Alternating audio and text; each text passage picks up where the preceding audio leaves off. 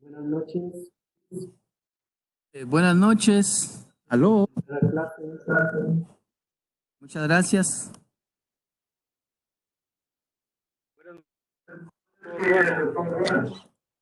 ¿Quién habla?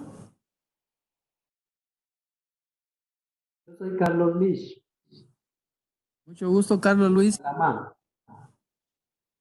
Es cierto. Pero también está ahí Ceci Tubac, ¿verdad? También, Buenas noches, doctor, compañeros. maestra, ¿cómo está? Y también el maestro Omar Ventura, ¿es cierto? Está por ahí. Sí. Bueno,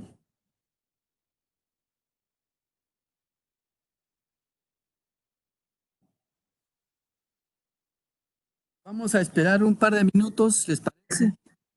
¿Me manda?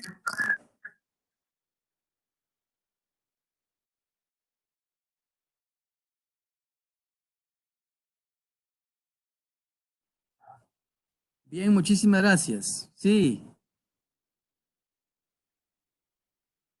¿Me escuchan ahorita? Ahorita sí, doctor, gracias. A usted muchas gracias, sí.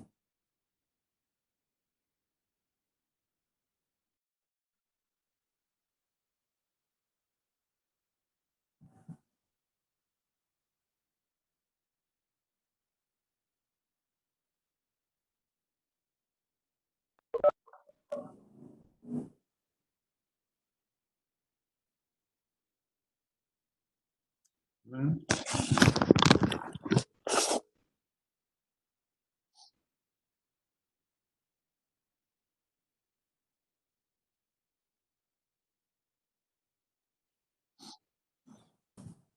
Buenas tardes, doctor. Buenas tardes, sí. Omar dice que lo escucho, pero su micrófono no está, el mío no está funcionando bien, ¿no? Ah, el suyo. Pues, buenas noches. Sí. O buenas tardes, mejor dicho. Sí, buenas tardes. Yo lo escucho bien. Muy bien, perfecto. Bueno, entonces, si consideran conveniente, de una vez comenzamos por cuestión del,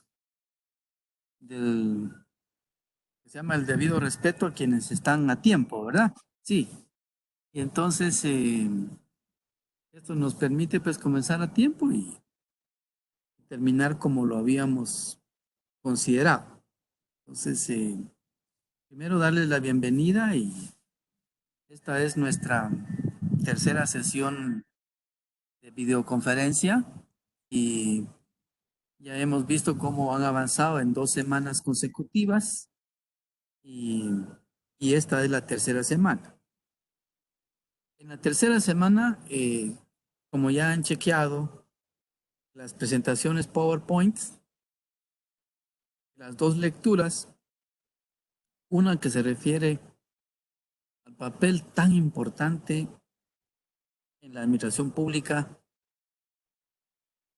que se refiere a que nosotros nos vayamos convirtiendo cada día más en ese segmento de la función pública cuyo nombre es el tecnopolítico o la tecnopolítica, para diferenciarla de un término que ha sido muy conocido, que es la tecnocracia, ¿no? O sea, ahí hay críticas sobre el tema de la tecnocracia y más bien lo que se requiere es la tecnopolítica. O sea que en conclusión, las soluciones de los problemas públicos al final son más, o si no decirlo así, son políticos. A pesar de que hay una gran resistencia en muchos funcionarios públicos, si no servidores públicos, de que confían mucho en la técnica y ellos consideran que la solución es técnica, pero la verdad que la solución es política. ¿Por qué digo que es política? Porque, como habíamos indicado anteriormente, todo problema social tiene una diversidad de actores. Actores que están a favor, en contra, tienen sus estrategias, que tienen sus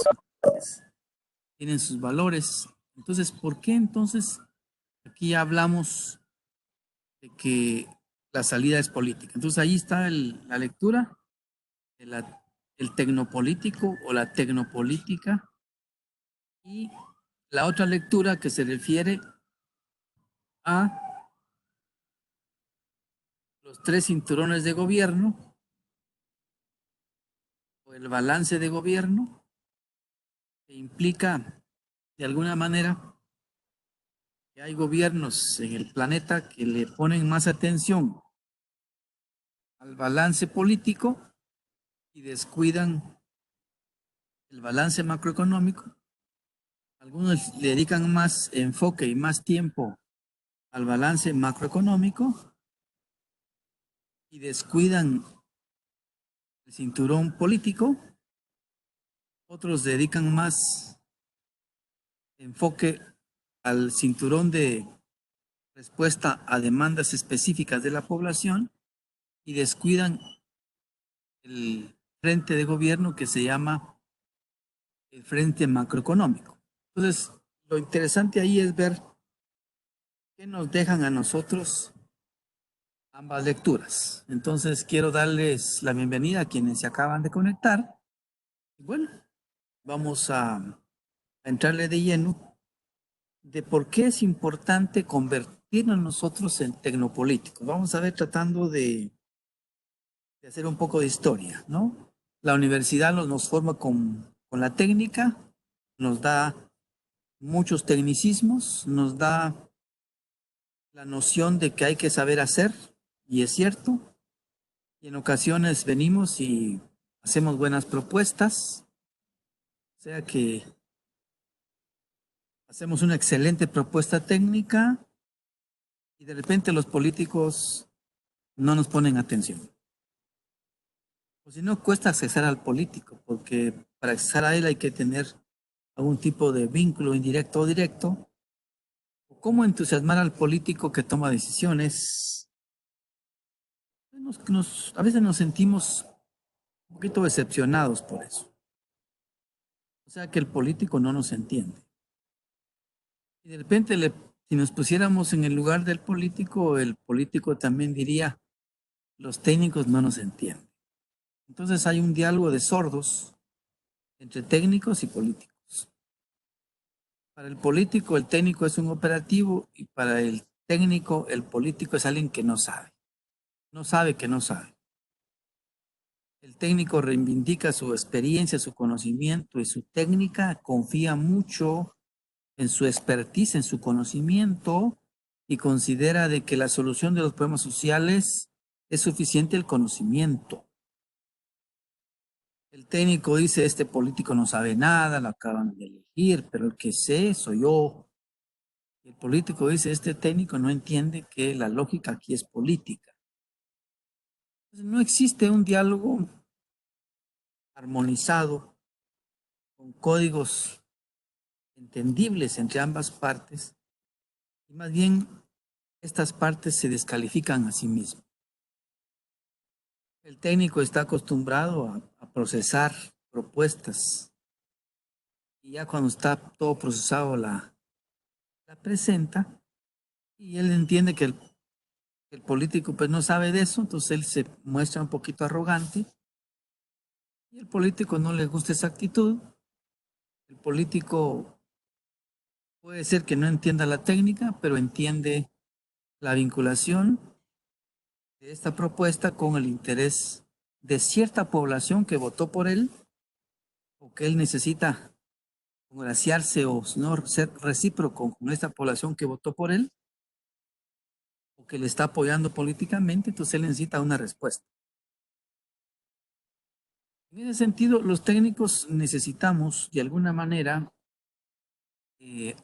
aumentar nuestras capacidades políticas en el sentido siguiente, de que una buena propuesta técnica necesita obligadamente tener una viabilidad política. O sea, nosotros debiésemos convertirnos en personas que construyen la viabilidad política. Cuando me imagino que los panaderos, yo no soy panadero, pero imagino que para poder hacer que la harina se prepare para hacer el pan, hay un ingrediente que usa la harina, que es la levadura.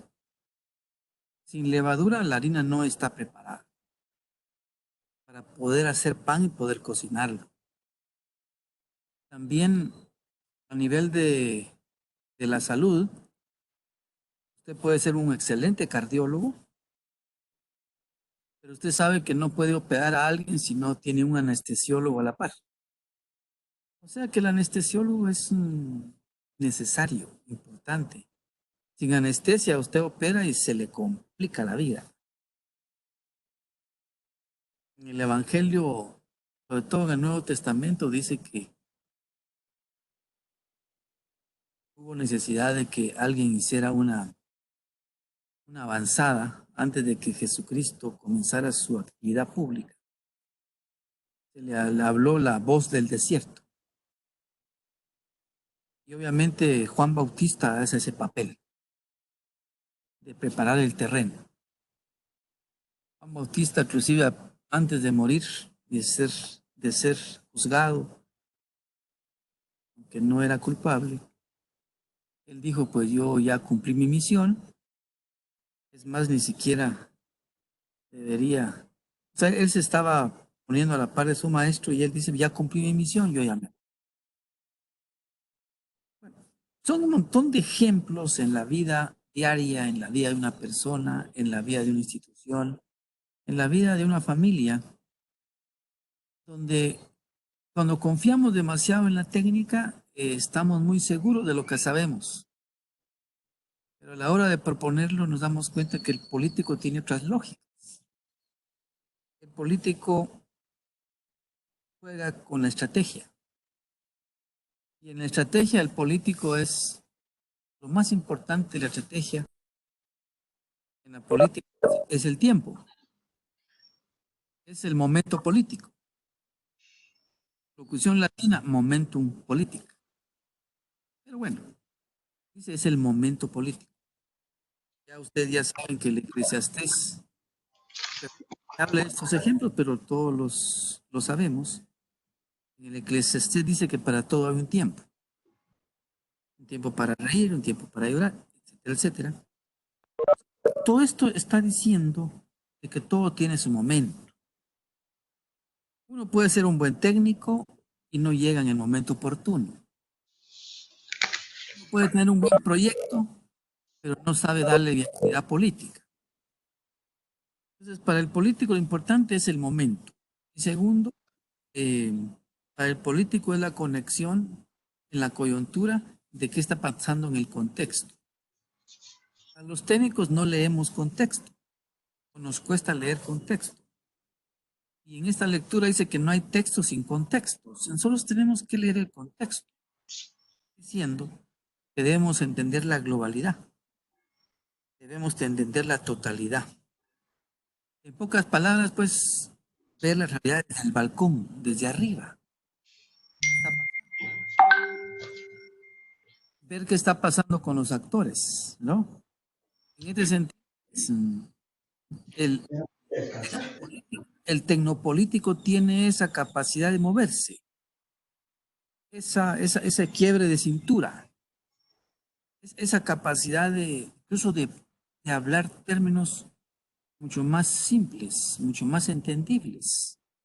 El técnico no tiene que usar ante el político palabras muy rebuscadas o terminologías disciplinarias que no se entienden. Si soy economista, si yo voy a usar términos econométricos, economicistas, explicar y utilizar un montón de categorías, ¿qué tal si el político no tiene ese manejo de las reservas monetarias? Si no tiene el manejo de los términos de intercambio, si no tiene conocimiento claro de qué es un déficit fiscal o cómo se da la inflación o la hiperinflación o la deflación y empieza a usar un montón de conceptos que el político le aburre. Entonces, tiene que usar el técnico un tipo de explicación muy simple, muy sencilla. Para el político el tiempo es restringido, para el técnico hay tiempo suficiente. Nos encontramos ante dos lógicas diferentes que en el sector público no caminan juntos, ¿no? Entonces, uno como técnico empieza a entender la lógica del político y con una población que quiere reelegirse. El político siempre piensa en sus elecciones posteriores y todo lo que está haciendo lo hace, ¿verdad? En un contexto, ¿verdad? Eh, de, de conexión con una población. El político eso hace. Hablo del político, ¿no? Que quiere que... Aquí estamos hablando en términos del deber ser. La población quiere un proyecto en beneficio de ella, el político quiere una buena propuesta, pero el técnico no logra entender que hay que crearle viabilidad.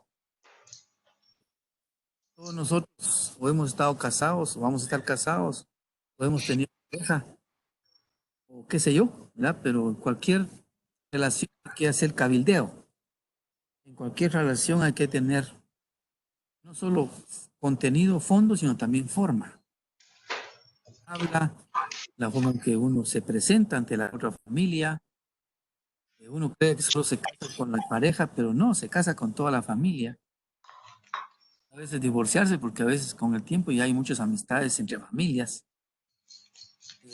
Pero antes de entrar a uno al escenario de la otra familia, uno trata también de ganar a las partes, no solo... No es suficiente agradar a la pareja, también hay que llegar a la suegra, etcétera. Ustedes ya saben todo eso mejor que yo. Eso se llama en política las operaciones que me permiten llegar del punto A al punto B. Esa es una operación. Yo tengo que tener una operación que me permitan avanzar. Tener operaciones políticas. La operación política es una variable, ¿verdad? Importante en la implementación, no solo, perdón, diseño, implementación de un proyecto, la meta de un proyecto, saber dónde están las articulaciones políticas para poder lograr la decisión del político. Y los técnicos muchas veces presumimos, como digo, de mucho conocimiento. Hay técnicos que tienen doctorados. Por mencionar, pues, el doctorado como una de las acciones más importantes dentro de la historia de formación de un ser humano. Después de doctorado ya no hay títulos. Hay postdoctorados que son investigaciones, pero no hay títulos. El título máximo que está regulado en el mundo es el título de doctor. El doctor ya es un personaje que ya empieza a ver mucho más amplitud. Pero igual puede tener 2 doctorados, pero si no entiende el lenguaje político y si no entiende el contexto político, le cuesta articular proyectos, articular iniciativas, implementar un plan de gobierno, hacer que algo funcione. Entonces, en este sentido, ¿verdad? Lo importante que estamos viendo aquí es que es necesario desarrollar en nosotros la capacidad tecnopolítica. O sea que lo que está diciendo ahí es que excelente que seamos mejor intelectuales o más intelectuales, como ustedes lo están logrando en su vida. Ampliar su horizonte intelectual es importante. Un político que cuando habla se nota, cae bien. Y luego, pero no solamente su capacidad intelectual, sino su capacidad gerencial. O sea, su capacidad gerencial. O sea, cómo hacer para llevar del punto A al punto B. Cómo tener esas habilidades gerenciales de conducción, de planificación, de organización, ¿verdad? De gestión, de relación con los equipos. ¿Cómo hacer para motivar a la gente para llegar de un punto A a un punto B? Eso es capacidad gerencial.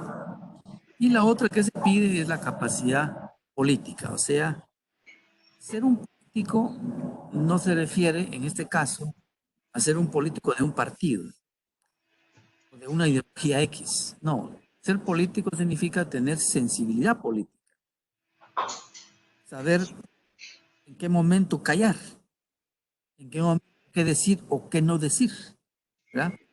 O en qué momento llegar, ¿verdad? El foco de atención del político es importante. El foco de atención es el momento en que pone atención. Y siempre es reducido, el político casi no pone mucha atención, anda muy disperso, ¿verdad? Si a usted le da mucha atención, eso ya es un poco extraño. O sea, quiere decir que le gustó la idea, que se logró conectar con el interés que tiene. Esta es la reflexión que se hace, ¿no? Entonces nosotros como tecnopolíticos debiésemos estar en capacidad permanente de cómo ir construyendo un proyecto, pero es no solo técnicamente, sino de construirlo y su viabilidad política.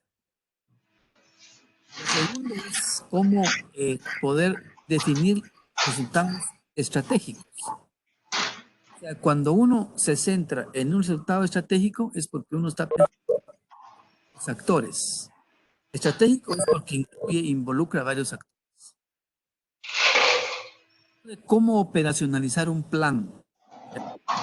Realmente como uno cree de que hágase y cúmplese y se firma el, no sé yo, memorando, todos cumplen. Eso no es así. El sector público no es el concepto de a las órdenes jefes y funciona así automáticamente. Hay demasiados niveles. Fuera de la formalidad hay niveles, hay grupos que bloquean, grupos que tienen una diversidad de planes. Entonces, ¿cómo es la estrategia de involucramiento o de ver dónde están las oposiciones, dónde están las alianzas, en dónde están las indiferencias, en dónde está la gente que tiene pasión para hacer algo? ¿Cómo personalizar un proyecto? O obviamente la palabra clave de un tecnopolítico es la viabilidad política. ¿Cómo viabilizar un proyecto? Eso creo que si nos queda a nosotros para digerir esta lectura es un para nosotros. ¿Cómo viabilizar? ¿Verdad? O cómo presentar un programa gubernamental o cómo evaluar resultados de la gestión. Todo esto lo menciona la lectura.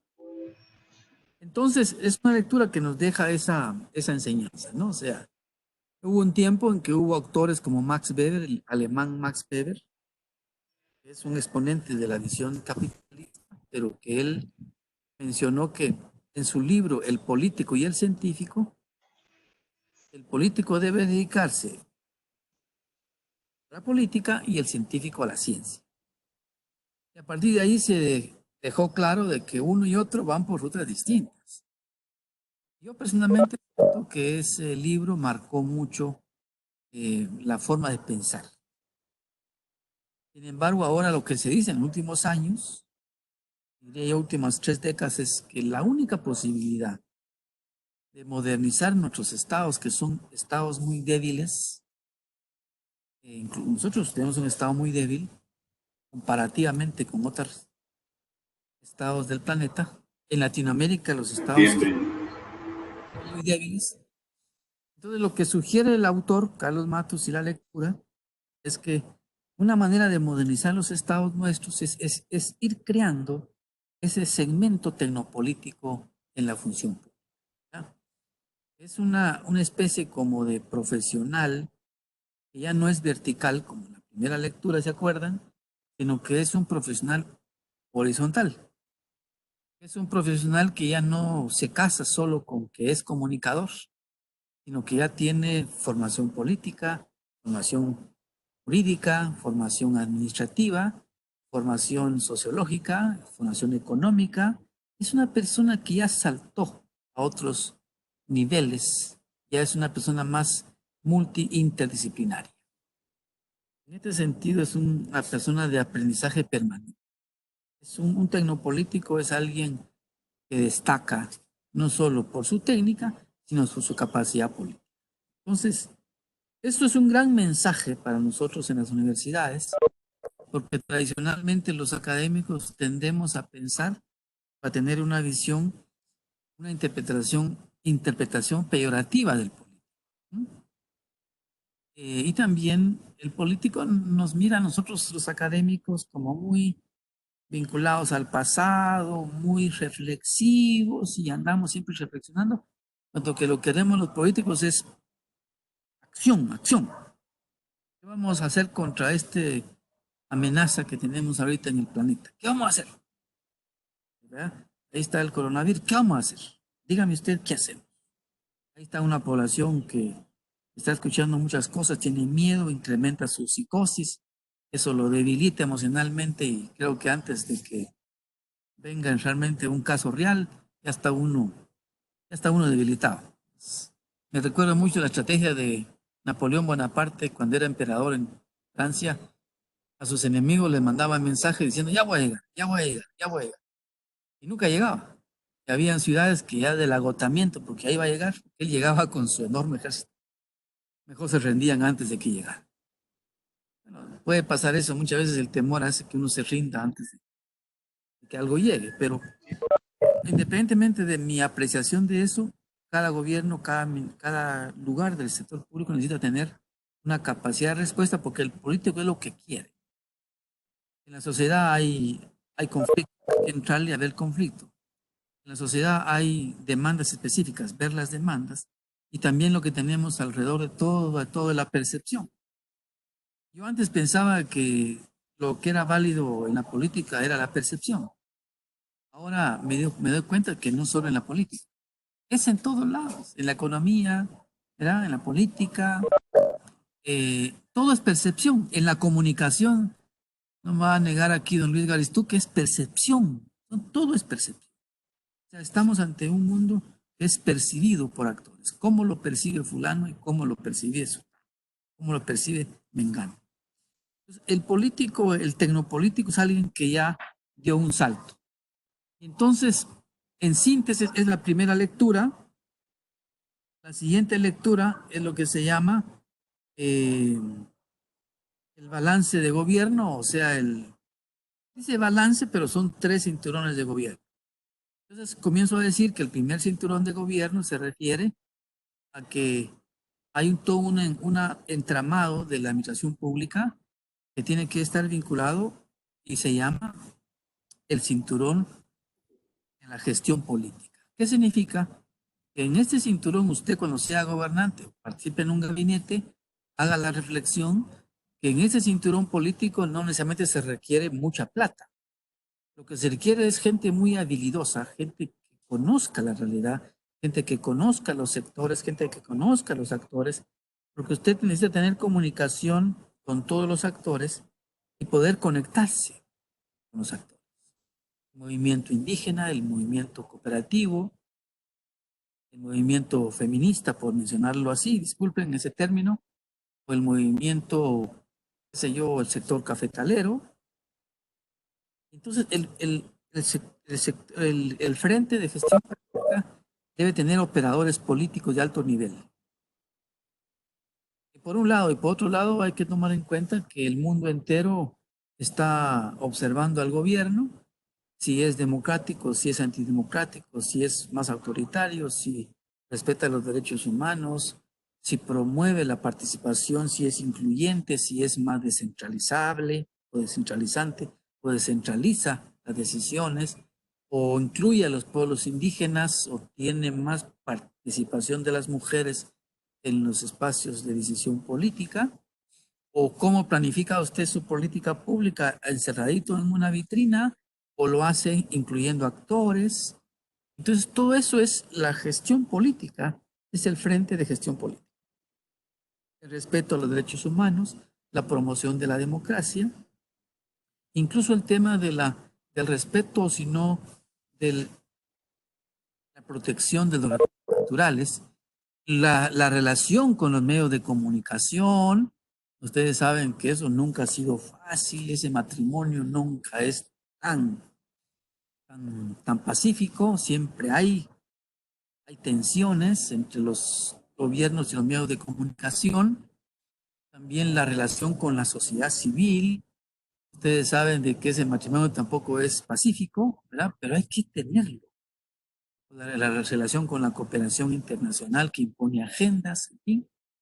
Esto ya saben ustedes mucho. Entonces, el tema es cómo ir el frente político de la gestión. Entonces, podríamos decir, por ejemplo, vamos a ver, ¿qué país o qué gobierno dedicó más tiempo a eso y descuidó lo otro? El otro es lo que se llama el balance macroeconómico o el frente macroeconómico eh, del gobierno, ¿verdad? Yo les hago una pregunta, creo yo, en el foro. Digan ustedes, ¿qué instituciones del sector público están en el frente político de la gestión? Bueno, ahí ustedes van a poder debatir en el foro y poner ideas y ahí para ver cuál es su dominio de la institucionalidad pública. El segundo frente se refiere al frente macroeconómico. Ese frente macroeconómico es importante. O sea, imagínense un gobierno, un Estado históricamente se funda para el bienestar de la población. Ya lo decían aquellos siglos, hace más de 20 y tantos, 22 siglos, 21 siglos, tanto lo decía Aristóteles como después el mismo Platón lo estaba mencionando, que el objetivo del Estado es la felicidad de su población, o sea, el bienestar de la población. Entonces, un Estado que descuida el bienestar económico de una población es un Estado o un gobierno, una administración pública, un gobierno que olvida eso, entendiendo pues que cada gobierno tiene su instrumento, que es la administración pública, y hablamos del gobierno del Estado. Esos son conceptos que manejamos en estas clases. Entonces, el gobierno necesita promover condiciones, mejoramiento de las condiciones económicas y macroeconómicas, tanto del país como económicas de la población.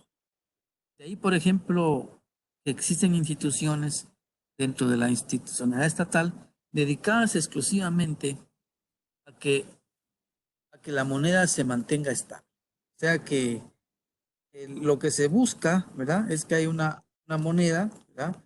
Que se mantenga estable. O sea, si imagínense que este billete de 100 quetzales, ¿verdad? ¿Cómo hacer para que este billete no se deprecie? ¿Cómo hacer para que este billete, digamos, la inflación no sea hiperinflación y después no podamos comprar nada con este billete? ¿Cómo es que sucede la inflación importada? Bueno, eso es un tema macroeconómico importante. La inflación eso puede hasta destruir poblaciones de un día para otro. Y en otros países ha pasado. Entonces, hay estados donde invierten bastante en servicio público, en el balance macroeconómico. Yo mencioné la inflación, pero hablamos del déficit fiscal. O sea, en cualquier lado donde se gasta mucho, ingresa poco, hay un desbalance. El ingreso fiscal, perdón, el ingreso fiscal, sí, correcto, los ingresos fiscales, el tema de los impuestos, la captación de los impuestos, cómo se administran los impuestos, todo eso tiene que ver con el tema de la política fiscal. ¿Quién se encarga de eso? Hablamos de la inflación, hablamos del déficit fiscal, los términos de intercambio entre un país y otro, hablamos del tipo de cambio, cómo está el tipo de cambio, cuáles son las fuerzas que confluyen en un tipo de cambio, cómo hacer para que un tipo de cambio no se dispare. Y ahorita el coronavirus, se dan cuenta ustedes que tiene connotaciones múltiples, tiene efectos económicos, efectos políticos, efectos comunicacionales, psicológicos, etcétera.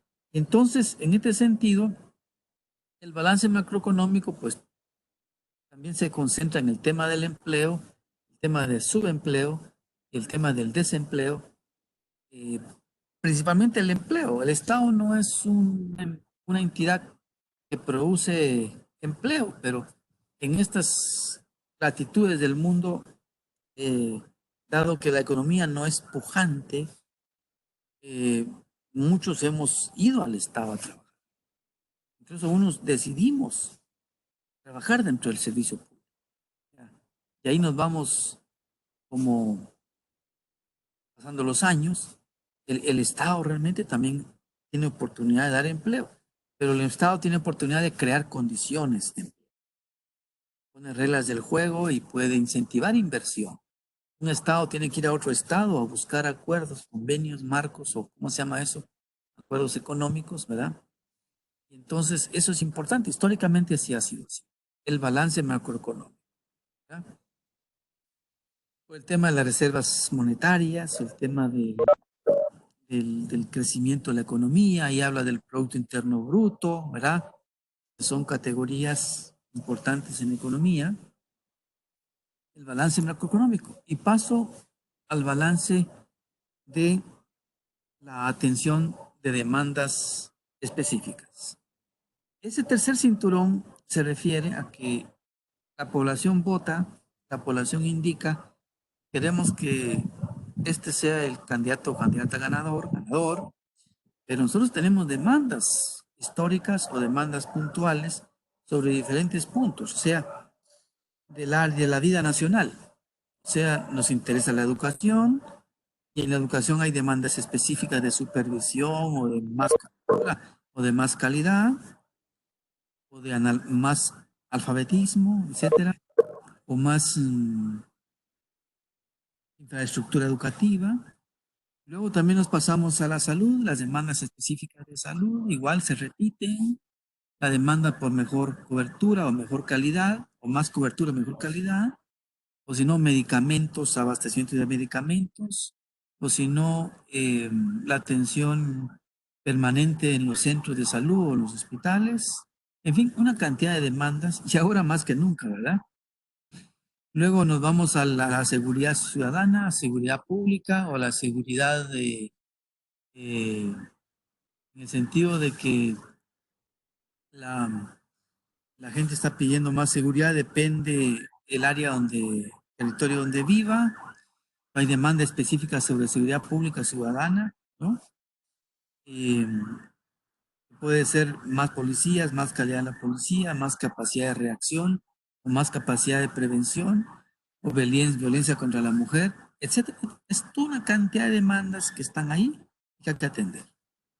Nos vamos a otro tipo de servicio, al servicio puramente económico, a través del Ministerio de Agricultura, los campesinos pidiendo más riego, los campesinos pidiendo insecticidas, los campesinos u otros sectores, qué sé yo, los pescadores, los atuneros, bueno, eso ya me amplía un poco más de atún, pero hay un montón de sectores, están ahí los cooperativistas, etcétera. Entonces, a nivel del Ministerio de Agricultura tiene los lecheros, en fin, ganaderos, y nos vamos a otros ministerios, igual tienen demandas específicas que atender. O sea, va usted al Ministerio de Comunicaciones, Infraestructura y Vivienda, se da cuenta que asfaltar caminos, y no solo eso, sino barastrear, sino que caminos rurales, en fin. Va al tema de la electricidad y encuentra que el Estado no tiene la capacidad todavía de tener cobertura universal en tema de electrificación rural. En fin, una cantidad de problemas, que la luz eléctrica, que el costo del alumbrado público, etcétera, etcétera. Y podemos ir ampliando el espectro de demandas específicas, incluso a nivel de relaciones de un país a otro, el Ministerio de Relaciones Exteriores, la Cancillería, el Ministerio de la Defensa, el tema de la soberanía nacional, en fin, usted puede ampliarse una cantidad de demanda específica que el gobierno del Estado tiene que atender. Deportes, ¿verdad? La cultura, los deportes, medio ambiente, no digamos, todo el tema de la protección de los recursos naturales o la mejor utilización de los recursos, cómo aprovechar mejor los bosques, etcétera. Toda esta cantidad de demandas, lo cual usted se da cuenta que no es nada fácil ser electo para gobernar. Entonces, la lectura lo que nos dice es que hay que tener un balance. Puede ser que en cierto momento usted apriete un cinturón y afloje otro, dice. Yo podría decirle, por ejemplo, uno de lejos, yo nunca he estado en Cuba. Bueno, sí he estado en Cuba, ¿no? Pero pocos días, ¿no? Pero, por ejemplo, usted puede ver en Cuba un desarrollo social fuerte. Encuentra usted un fortalecimiento de la salud, por ejemplo, de la educación. Usted encuentra una universidad en cada pueblo y encuentra un médico donde no se imagina. Han invertido ahí, pero usted mira su balance puramente de atención a esas áreas es muy bueno. incluso seguridad, le puede decir que tienen un buen sistema de seguridad. Pero usted va con el balance macroeconómico y usted lo que encuentra es un país que ha tenido por mucho tiempo grandes problemas del fortalecimiento de su matriz económica y de toda su plataforma de estructura económica. Independientemente del bloqueo, pero significa de que hay un problema macroeconómico. Profesionales bien calificados, profesionales con doctorados, pero no tienen acceso a una oportunidad de empleo. Y si lo tienen, con un salario muy bajo. Por el lado del balance político de la gestión de gobierno, no hay libertades suficientes. O sea, hay todo un control, ¿verdad? O sea, no estoy haciendo una crítica, pero podemos hacer una crítica sobre Guatemala. Desde mi punto de vista, el gobierno del Estado guatemalteco se ha enfocado mucho en la estabilidad económica, o sea que ha invertido bastante en el balance macroeconómico.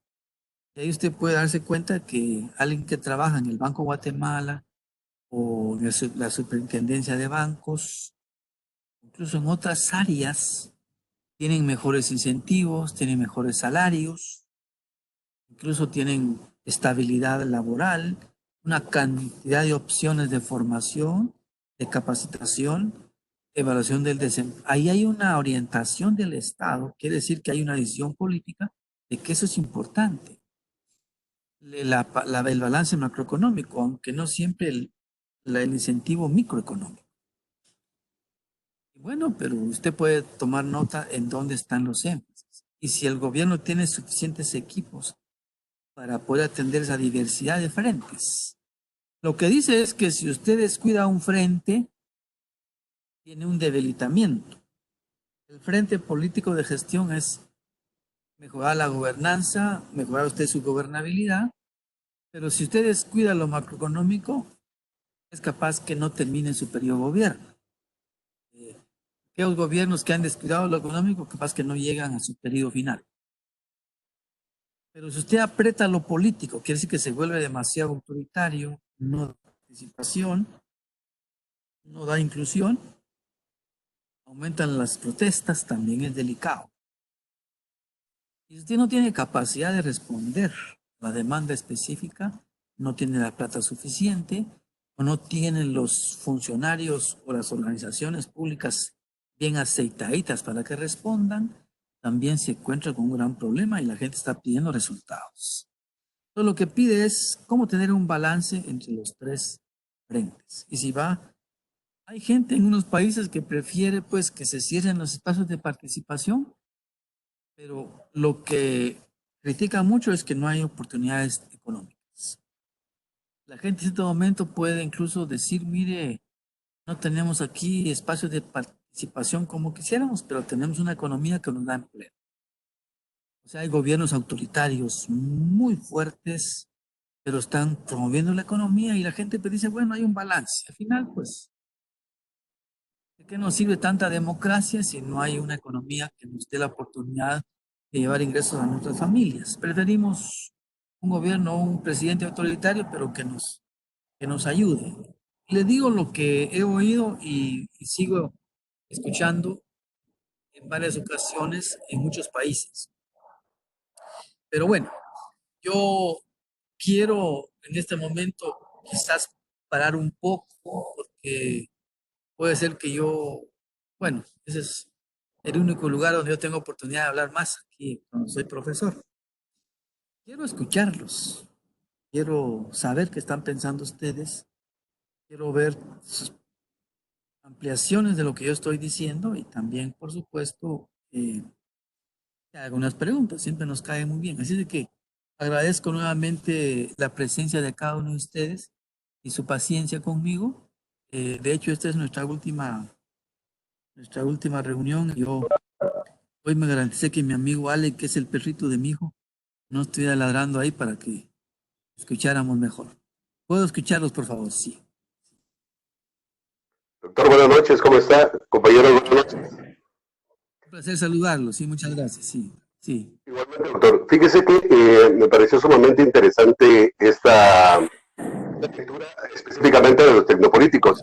Yo busqué en diferentes lugares en internet pero no lo describen como usted nos ha descrito a un tecnopolítico, sino lo describen de otra manera, inclusive desde el punto de vista de comunicación, utilizando la tecnología actual.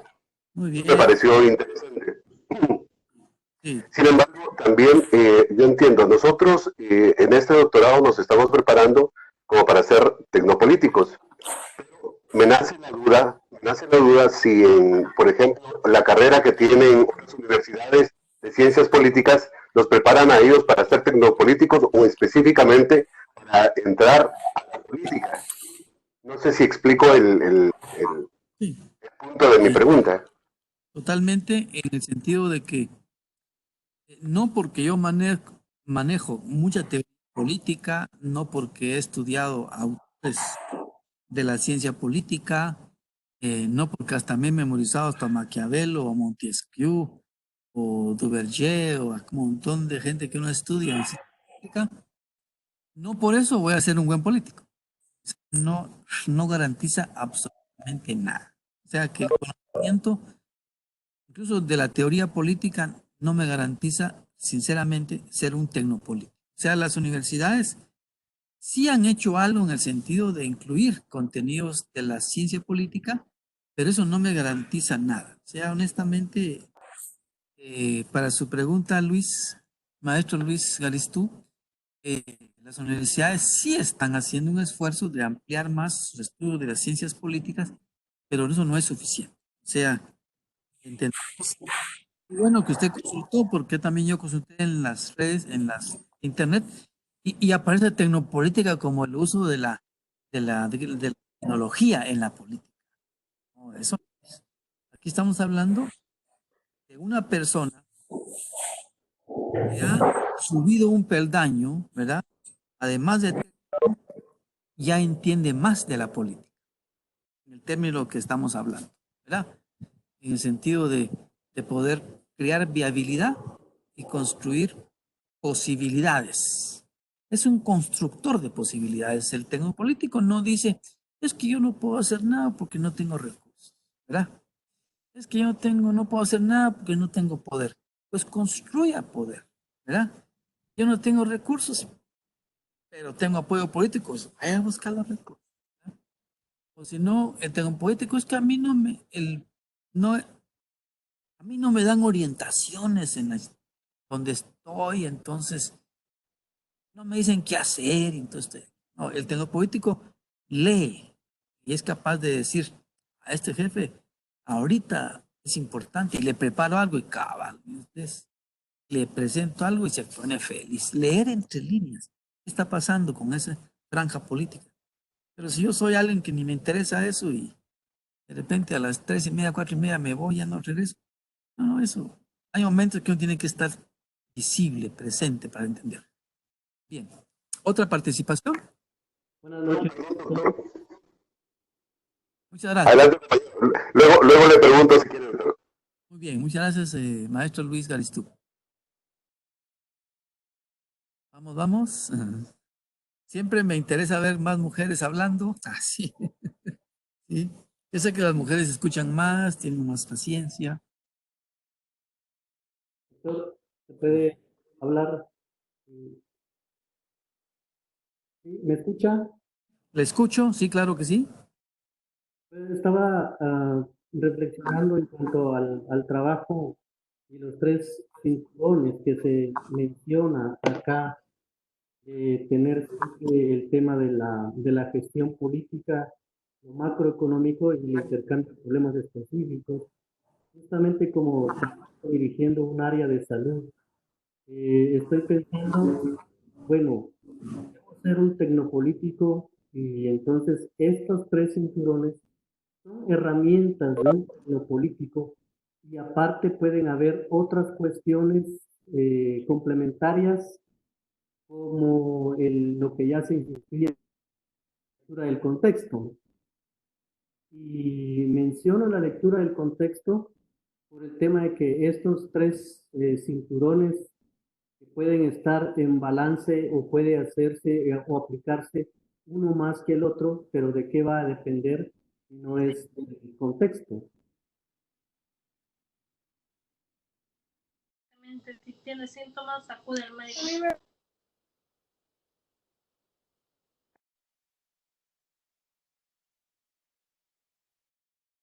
¿Me escuchó?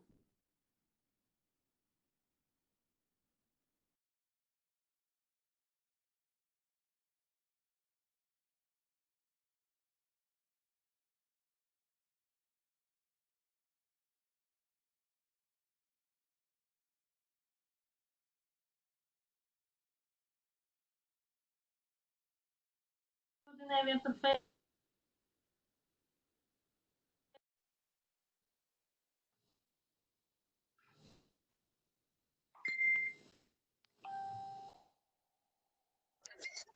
Buenas noches, estamos teniendo un problemita ahí con el internet. Unos minutos, por favor, voy a detener la grabación. Siempre es como un ángel de la guarda que está ahí presente, ¿verdad? Presente y que a uno lo saca de problemas específicos. Mira, es una buena capacidad instalada de la universidad. Entonces, me decía nuestro colega doctor de Baja Verapaz, ¿es cierto? Sí. Bueno, yo lo que siento es que, primero, la habilidad tecnopolítica consiste, uno, ponerse en el lado de la población. Significa tener sensibilidad política, significa que uno tiene capacidad de entender a la población. Hay mucho servidor público y funcionario público que está muy, ¿cómo se llama eso? Cuando uno es demasiado frío, pero no tiene esa sensibilidad. No tiene la capacidad de leer. No tiene la sensibilidad, sabe mucho, pero no es sensible. Hay que estar sensible a los problemas. Y a veces uno esa sensibilidad la va perdiendo, la va perdiendo. Entonces, el tecnopolítico sí aumenta su sensibilidad. Entiende, si yo trabajo con las mujeres, debo tener sensibilidad hacia el problema de las mujeres. Si yo trabajo con migrantes, debo sentirme identificado con sus problemáticas. Trabajo con indígenas, no puedo ser un racista, pues, trabajando ahí, no puede ser. Tengo que revisarme yo a mí mismo. O sea, el tecnopolítico trata de conectarse más con la población y trata de conectar con el político. El político de repente puede ser exagerado, de repente no tiene ni siquiera un bachillerato, una licenciatura. Yo me fui a formar a otros países, en fin. Pero es el que toma decisiones. Él es el que toma decisiones. Entonces tengo que entrar a su mundo, tratar de saberle vender la idea. Entonces, en salud se requiere mucho eso. Imagina ustedes si hay organizaciones, me imagino todos los actores que hay en el entorno del sector salud. Esa habilidad, digamos, de moverse en ese ambiente de arena movediza. Ahí le reitero a nuestro amigo Luis Suárez tú que a eso se refiere la habilidad tecnopolítica, ¿no? O sea, a eso se refiere. Otra intervención, por favor. Muy buenas noches, doctor. Muy buenas noches a todos. Ileana Valle, sí, gracias. Ileana Valle. Sí, en relación a lo que usted mencionaba de esa habilidad que tiene que tener el tecnopolítico. En primer lugar, yo veo que en relación a la parte política, no cabe duda que tiene que tener toda esa sensibilidad, pero se gana a través de la experiencia, se gana a través de estar en ese ambiente, ¿verdad? Y luego, además de esa experiencia ganada, de tener la sensibilidad, de saber cuándo las cosas funcionan o no funcionan, pues la importancia de su preparación intelectual, ¿sí? Entonces, yo en la lectura veía, significa que debería de haber una escuela de gobierno, significa que debería de haber, porque si bien es cierto que se dice que en las universidades algo tocan, realmente no le enseñan al político a administrar el ámbito del Estado, ¿verdad? No le enseñan. Entonces, a mí me parecía interesante cuando en la lectura se decía que se necesita de una universidad o una escuela de gobierno. porque caso contrario vamos a continuar en ese círculo vicioso de reconocer que se necesita un tecnopolítico, pero el no preparar al tecnopolítico, ¿verdad? Entonces, yo sé que, por ejemplo, existe actualmente INAP, ¿sí? Que de alguna manera está luchando por preparar en esa parte y de hecho a todos los funcionarios les está tratando de dar conocimiento en relación al ámbito del sector público. Sin embargo, creo que tiene que ser a mayor profundidad y profesionalismo esa formación que está dando, ¿verdad? Entonces, pienso, ¿verdad?, de que esa parte tendría que desarrollarse. Pues yo coincido mucho con Eliana, totalmente con usted coincido. O sea que es nuestra responsabilidad promover que las universidades entren a esa dimensión de que no solo formar lo técnico, o sea, es también nosotros personalmente también aumentar esa capacidad tecnopolítica, ¿no? O sea, tecnopolítica no estamos diciendo, como decía yo al principio, estar necesariamente en un partido. Es que el trabajo del sector público, de la administración pública, es político. Y a veces uno todavía escucha en las instituciones, yo tengo 20 años de estar aquí y soy técnico, yo no soy político. Hombre, ha estado en un ambiente político. Ha estado ahí porque ha tenido algún tipo de habilidad. Y también el tecnopolítico, como digo, es ¿para qué el proyecto? ¿Para quién el proyecto? Un proyecto es para beneficiar a las mujeres, sí, porque las mujeres han estado en desventaja. Entonces, apostémosle al valor público. Ese es un tecnopolítico, o sea, que no se queda satisfecho, que toma una posición frente a una necesidad de una población. Bien, creo que ya estoy en realidad llegando al final, ¿verdad? ¿Sí? Entonces a las 7 hay otra videoconferencia. Por favor, me disculpan, ahí terminamos. Les deseo el éxito que ustedes se merecen en su vida en el doctorado. Y como siempre, fue un gusto interlocutar con ustedes. Se cuidan bastante y feliz noche. Muchas gracias. Muchas gracias, doctor. Buenas noches. Por su apoyo y Gracias, feliz noche. bendiciones. Buenas noches. Gracias.